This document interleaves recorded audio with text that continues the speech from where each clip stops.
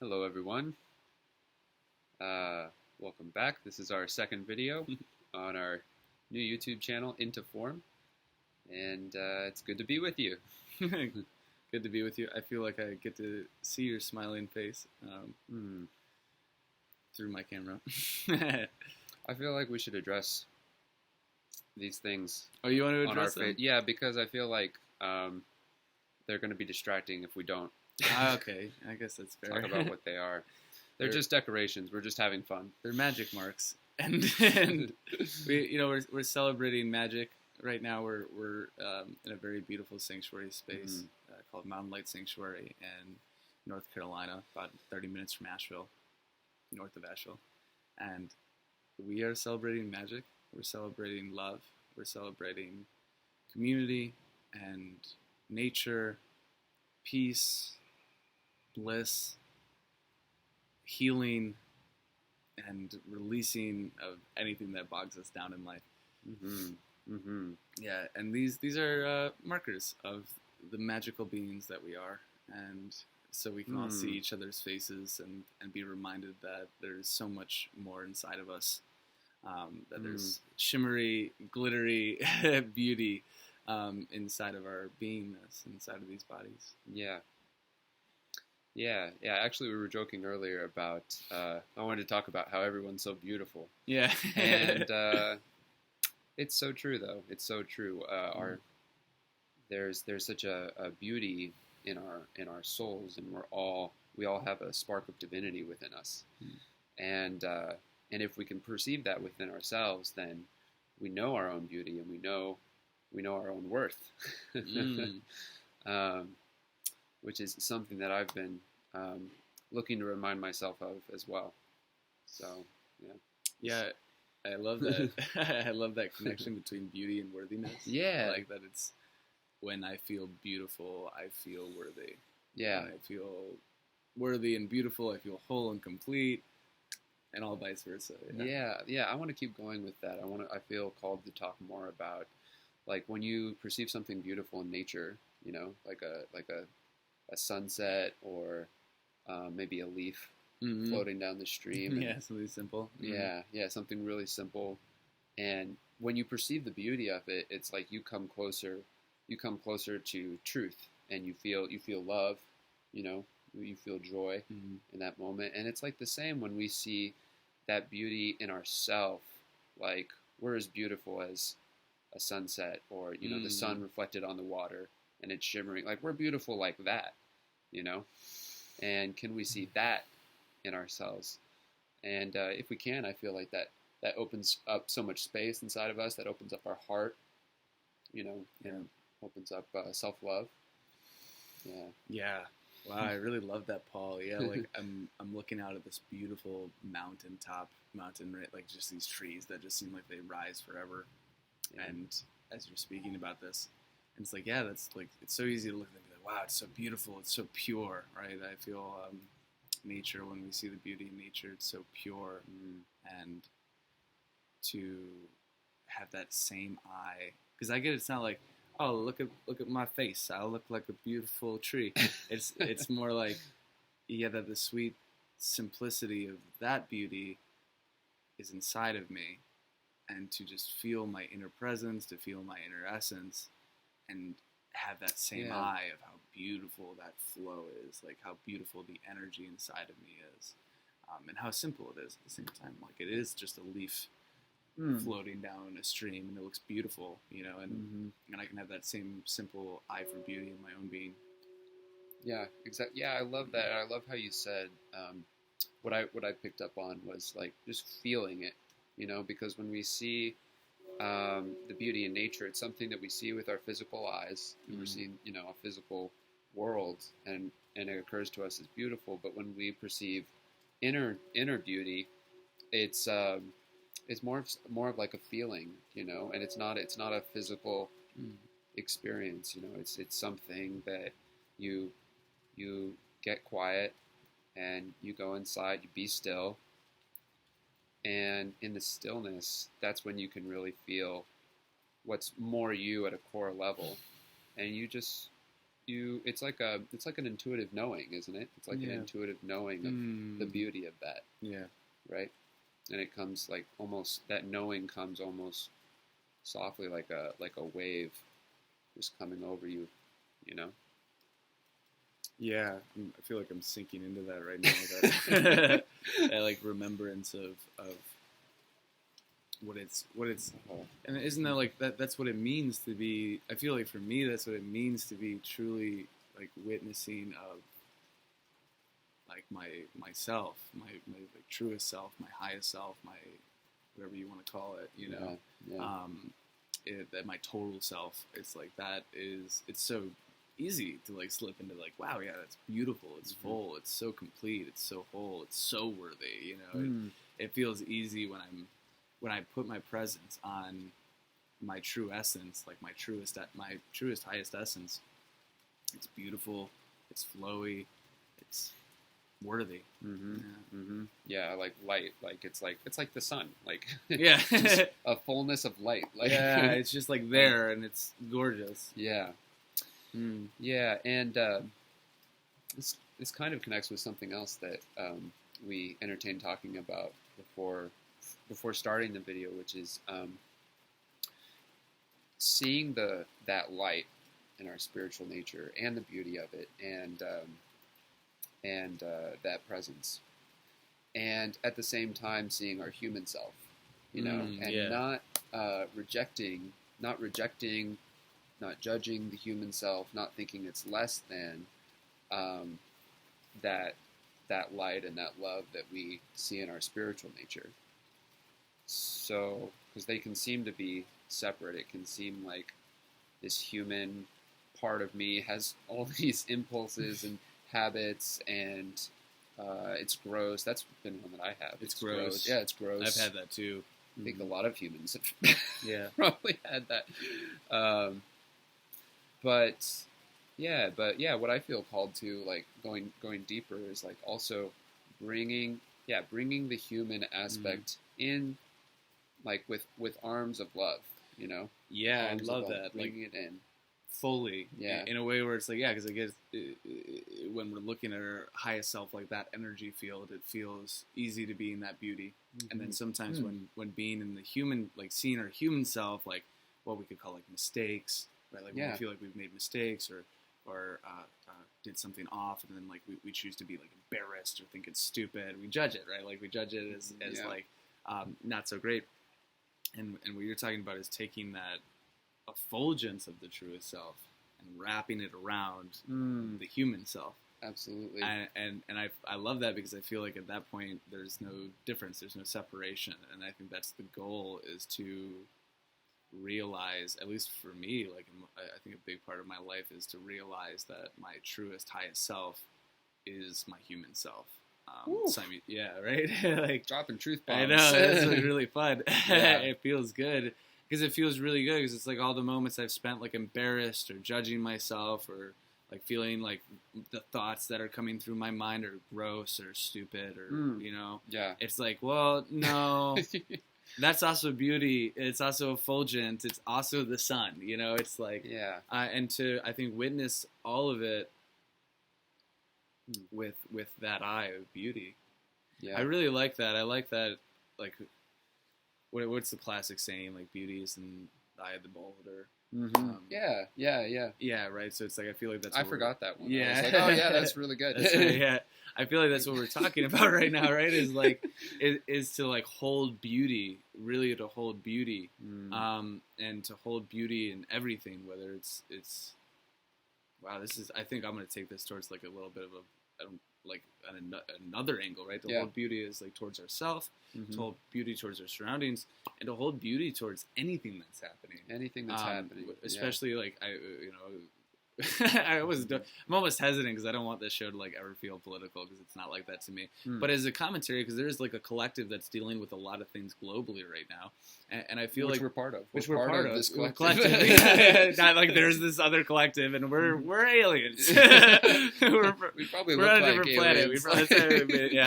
That comment. But yeah, there's a lot going on right now in the world, and I feel what happens because it's not like I wouldn't call anything that's happening good, right? Like you wouldn't call a virus good. You wouldn't call, just all the horrible things that happen good. And at the same time, like how much can we behold beauty within our own being, that the beauty in everything is seen. Even if on the outskirts it looks stupid, it looks gross, it looks terrible. Yeah. Where's the beauty in it, and how much? What do I need to do in myself to behold beauty so fully as a beingness, as a quality, that I'm seeing in everything that comes across my vision? I love that. World. Yeah. I want to share something that I've come across in a couple different modalities, and I'll go into it like this. Like, I love what you're saying about perceive the beauty in something. Like even our own judgmental mind, and it's like, how can I see the beauty in this? And yet, there's a part of us that's going to judge it. Like, we'll judge our judgments. We'll judge that judgmental mind. Will judge anything, and it's like we can't stop it from doing that. Like it's just gonna keep. It's gonna do its thing. It's gonna do its thing. Like if anybody who sits down in meditation for even a short amount of time realizes they can't control their thoughts. Like they're just coming and going. And it's happening, and we're more of a witness. We're more of a witness to it than the one thinking the thoughts. Yeah. Than the one causing it to happen, and then the one in control of the thoughts happening. So that judgmental mind is going to do what that judgmental mind is going to do, and it's going to judge things. But we can also hold a space to see the beauty of it. And where I wanted to go with this was like having space for both of those at the same time. Yeah. It's like, my. A deeper part of me can see the inner beauty of it, the spiritual essence of it, and at the same time, my judgmental mind is gonna see that differently. And it's like when I can hold both of those, I think it almost quiets the mind, because it's like they're opposites and they almost cancel out. Like it's like peace. Yeah. Because it's like two opposite perceptions, and it's like when we hold both of them. It's like letting whatever's happening happen. If it's like judgment in the mind, and then still just holding a space of presence for it, holding a space of gentle beauty, witnessing, even if what's happening is judgment and in the mind. Yeah. And I love that, because I feel like, again, there's like in my personal world, that's how it's happening for my, like, the way I'm witnessing my inner world. And the same thing applies to the witnessing the external world. It's like, it's still going to look ugly. It's still going to look horrendous. It's still going to look like just a bunch of terrible suffering that's happening. And then how do I still bring in the presence of witnessing it with love and peace and beauty? Yeah, and then you have both, and then like we're feeling, it's like in just allowing both of those perceptions, I'll call them perceptions, allowing both of those perceptions to be there without resisting it. There's a peace.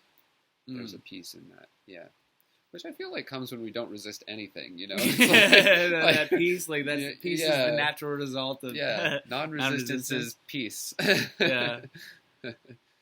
And resistance is the opposite of peace. It's a push away, which is also uncomfortability. I'm uncomfortable because I'm pushing it away, and really we're like pushing life away. Sometimes we're pushing ourselves away. And that's judgment too. Judgment to me energetically, it feels like it's like basically it's a rejection of something. Like it's a pushing it away. Like judgment has that essence of like, I don't like that.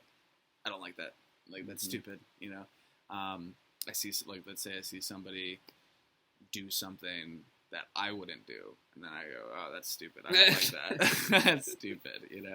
And then that's what. It's a push. It's a pushing. I'm pushing that person away. I'm pushing that action away. I'm trying to like push it out of my reality. And the truth is that it is in my reality.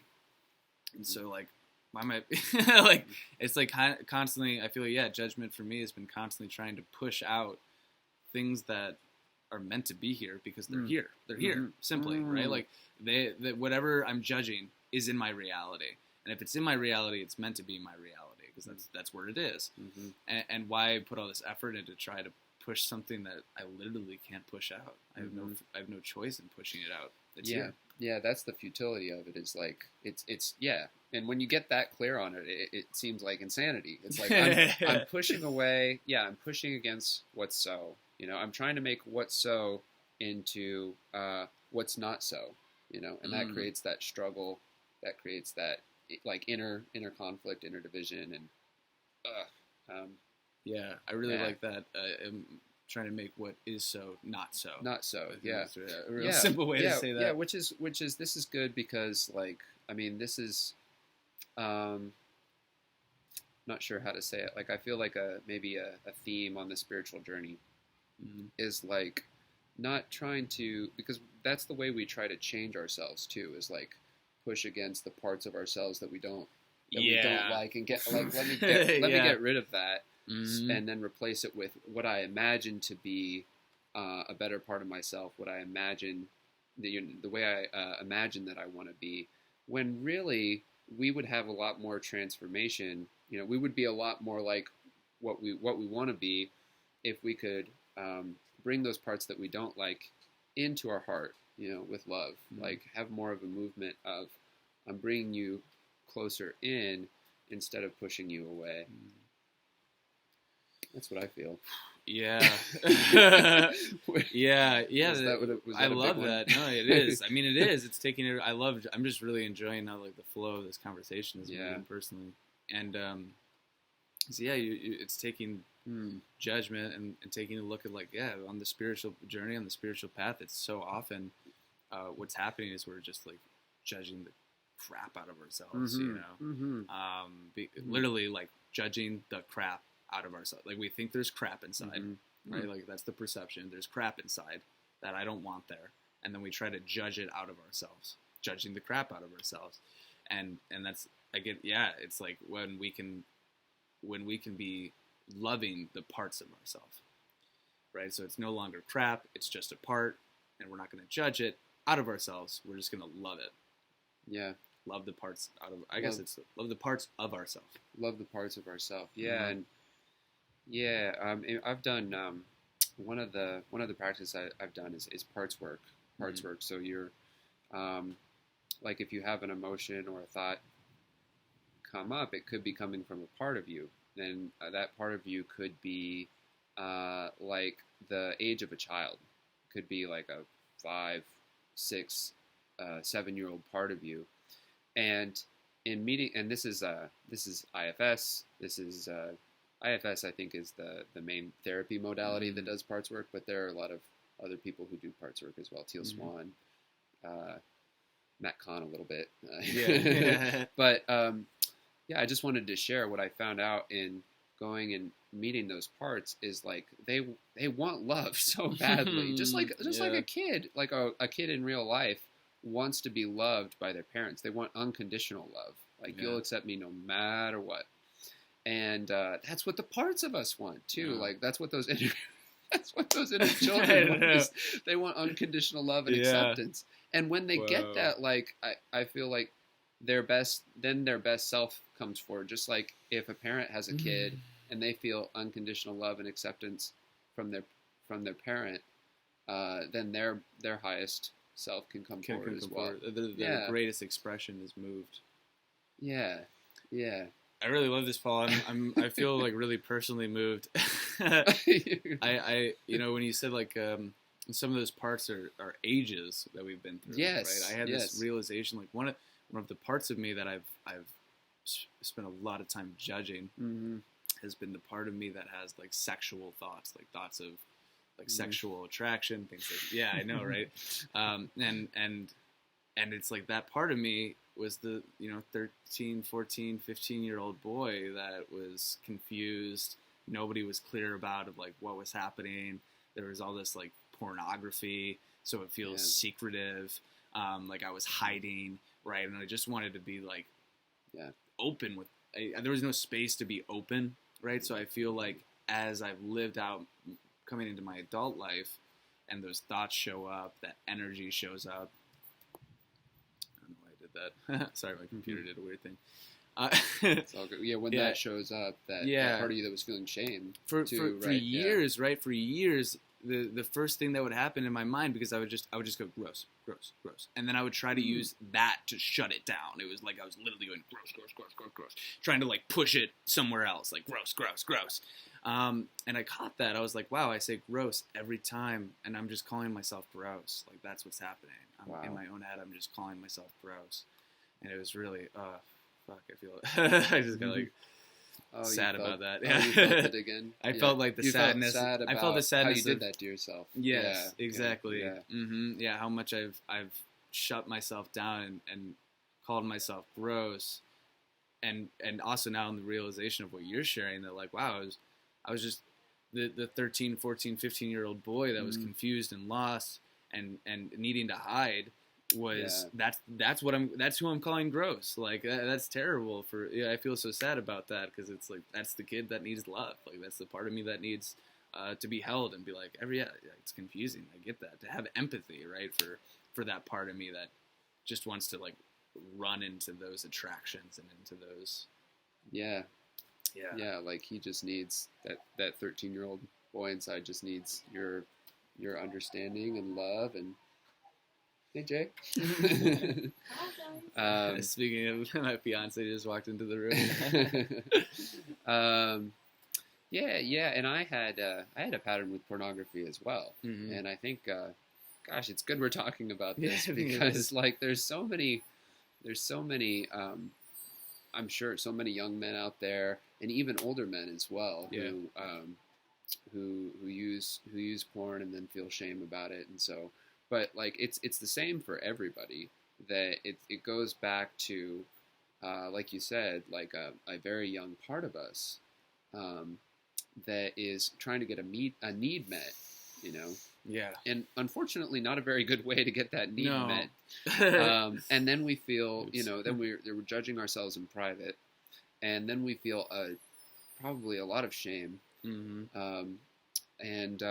then the shame, what I've learned about shame is that it's an energy that wants to hide from other people, right? So it wants to stay in the dark, basically. And that's why Brené Brown says empathy is like the medicine or the antidote for shame. When you can share it with somebody else, and they're a safe space for you to share it, and they're able to receive it without judging it. Then that shame can find a way to be released. And what keeps us from getting to that point of sharing it is because the shame is telling us, don't share me, don't share me, don't share me. It's really scared to be shared. Yeah. It's been my experience. It's really scared to be shared. Because this is, wow, yeah, I'm seeing that, like, when I'm shameful of something, it's something that I've judged so much in myself that I'm so scared of more judgment. So of course I don't want to share it. I don't want to share it because they'll just judge it too. I don't want to feel somebody else judge. And like you said, and then the real medicine is to share it and have somebody hold a space of loving empathy, and where it's just seen, where it's just understood. It's seen purely, cleanly, lovingly, warmly, and then that space is naturally healing because it's like, oh, I didn't know that part of me could be loved because I haven't given it the love. So powerful, so powerful. Yeah, it's so important to find.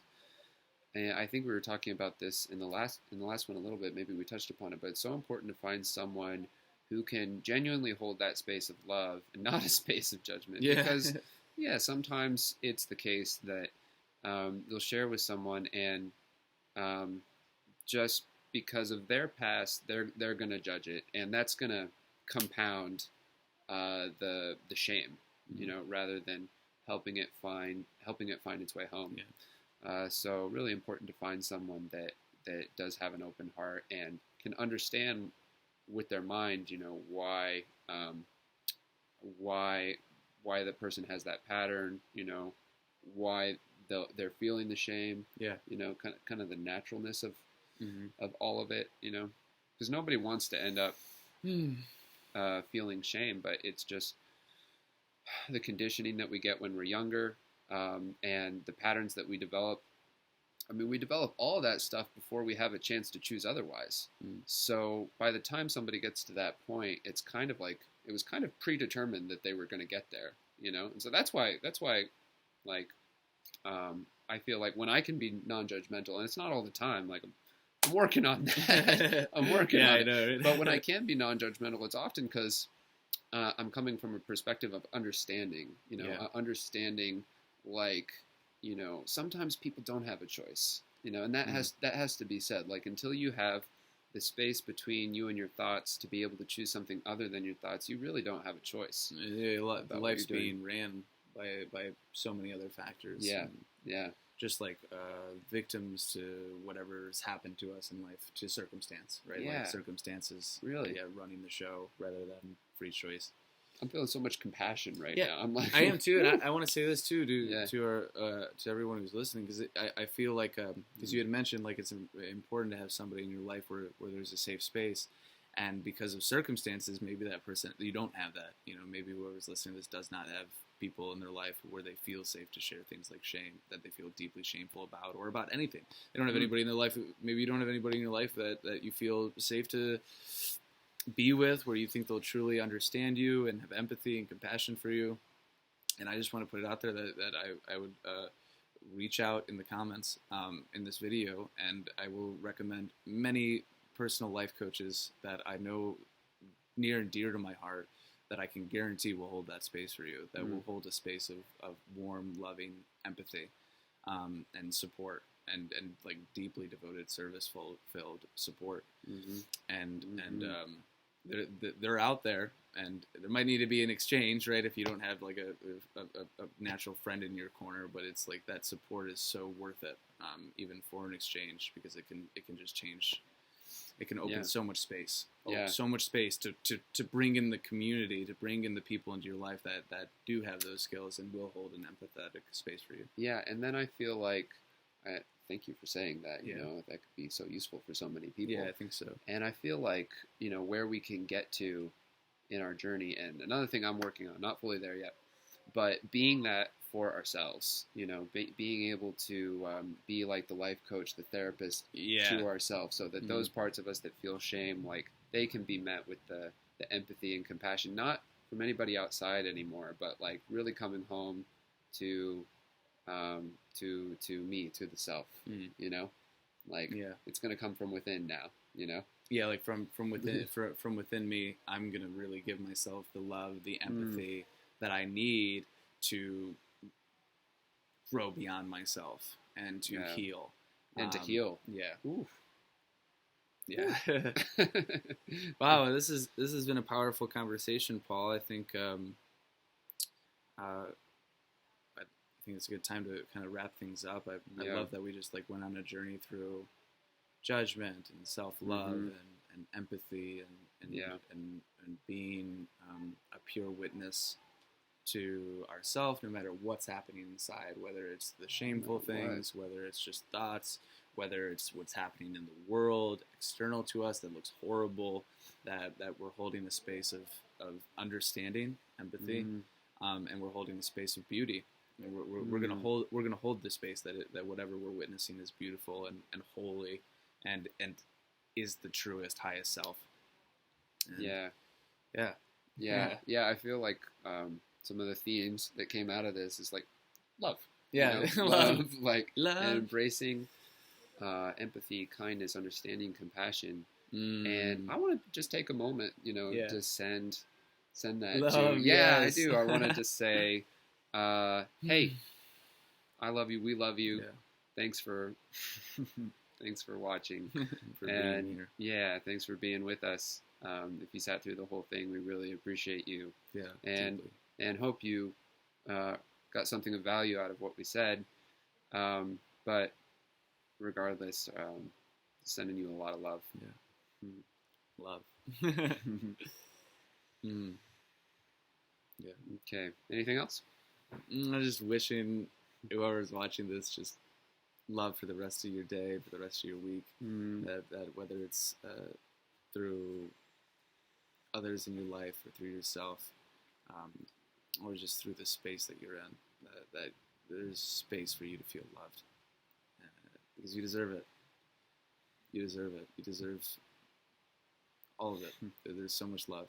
You are so beautiful. Yeah, like ridiculously beautiful. I see you glowing. I see you radiant. And I see you as your truest, highest self. And with that, we love you. Love you so much.